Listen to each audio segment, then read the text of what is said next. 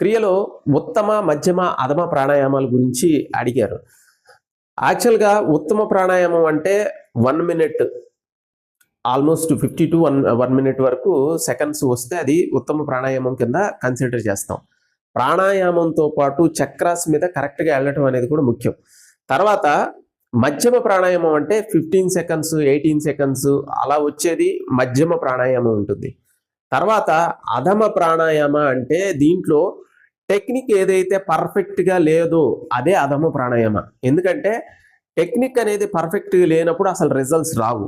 Technique అనేది పర్ఫెక్ట్గా ఉంటే ప్రాణాయామ అనేది 6 సెకండ్స్ వచ్చినా 4-5 సెకండ్స్ వచ్చినా కానీ చిన్నగా మీకు ఆ ప్రాణాయామకు సంబంధించిన నెంబర్ ఏదైతే ఉందో సెకండ్స్ ఆటోమేటిక్గా పెరుగుతూ వెళ్తాయి.